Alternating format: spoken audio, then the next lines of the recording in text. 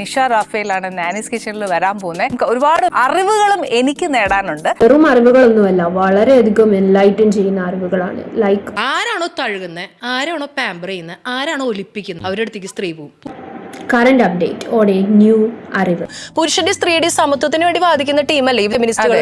സത്യങ്ങൾ മുഖത്തോക്കി മുഖത്തടിച്ച പോലെ പറയും. ശരി, അങ്ങനെ ഒരു നല്ല കുട്ടി ഇമേജ് ഒന്നുമില്ല. എനിക്കത് വേണ്ട. എനിക്ക് ശരി തെറ്റ് വിളിച്ചു പറയാനുള്ള സ്വാതന്ത്ര്യം വേണ്ടേ? സത്യങ്ങൾ വിളിച്ചു പറയൽ ഒരു ടീനേജ് ഒക്കെ ആയപ്പോഴാണ് കുറച്ച് ആ സ്വാതന്ത്ര്യം ലഭിച്ചത് is because of feminism. Historically നോക്കുകയാണെങ്കിൽ പല ഇൻസ്റ്റൻസിലും സ്ത്രീകളുടെ ഫ്രീഡം ഓഫ് എക്സ്പ്രഷൻ ഡിനൈ ചെയ്തിരുന്നത് കാണാൻ സാധിക്കും. Even in current times also ഇങ്ങനത്തെ സിറ്റുവേഷൻസ് ഉണ്ടാകാറുണ്ട്.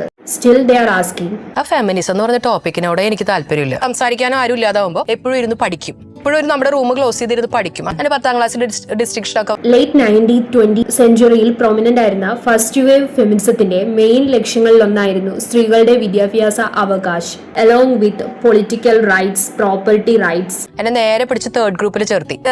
ടീച്ചറിന്റെ ഇഷ്ടത്തിലല്ല. സെന്റ് മേരീസിൽ നിന്ന് പപ്പ പേരൊക്കെ വെട്ടി 3rd ഗ്രൂപ്പിലേക്ക് ആക്കി. 18 വയസ്സാകുമ്പോൾ കെട്ടിച്ചുവിടാന്ന് പറഞ്ഞു.